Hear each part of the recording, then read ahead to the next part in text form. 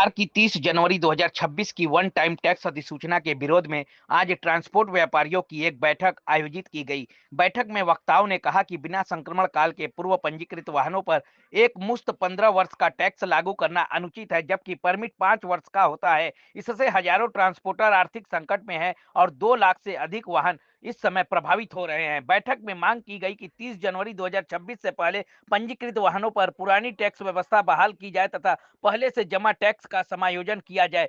बैठक में व्यापारियों ने चेतावनी दी कि मांगे न माने जाने पर हम लोग आंदोलन के लिए बाध्य होंगे। वहीं बैठक में निर्णय लिया गया कि कल सुबह मंडलायुक्त महोदय को ज्ञापन सौंपा जाएगा। निर्णय में यही निकला है कि कल कमिश्नर साहब को क्या ज्ञापन दिया जाएगा। कमिश्नर साहब से समय हम लोग को मिल चुका है और ज्ञापन के दौरान हम लोग 3 दिन का समय कमिश्नर साहब को दे रहे हैं कि हमारी समस्या का समाधान हो, अन्यथा फिर हम मजबूर होंगे कि हम अपनी गाड़ियों को संचालन विभागों में भी जो गाड़ियां लगी हुई हैं उसको भी हम सारे लेंगे, जिससे पूरे तरह से सभी को परेशानियों का सामना करना। कुल कितने लोगों के इकट्ठा होने की संभावना है अगर आप ऐसा करते हैं?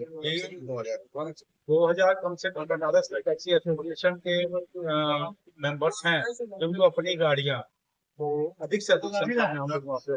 मैं आनंद सिंह, महामंत्री पलाजपुर।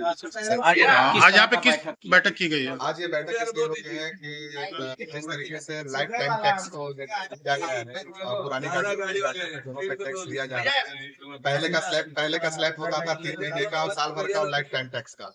अब वो एक साथ ही सारा पूरा का पूरा वसूला जा रहा है, जिसके कारण हम जितने भी व्यापारी कम से कम यहाँ पे 1000-2000 पूरे बनारस में टैक्स संचालक हैं, उसके लिए कई करोड़ का इन्वेस्टमेंट आ गया है। कोई भी 2-3 गाड़ी अगर रखा है तो 2.5 लाख 3 लाख 5 लाख रुपया इकट्ठे कहाँ से जमा किए। इसलिए हम लोग यहाँ पे आज बैठक रखे थे।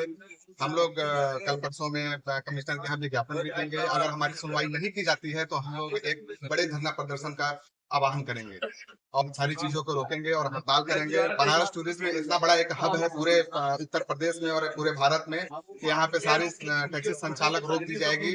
उसके चलते सबको प्रॉब्लम होगी, सब कुछ अगर हम लोग का नहीं, अगर सरकार नहीं सुनती है तो हम लोग बड़ा सा बड़ा धरना प्रदर्शन करेंगे। सरकार द्वारा जो वन टाइम टैक्स नई गाड़ियों पे और पुरानी गाड़ियों पे लिया जा रहा है उसके विरोध में हम लोग यहाँ पे बैठक किए। क्या निर्णय निकला बैठक में? निर्णय हम लोग कल कमिश्नर साहब को ज्ञापन देंगे। हम लोग इसके पूरे विरोध में हैं और हम टैक्स जमा नहीं करेंगे।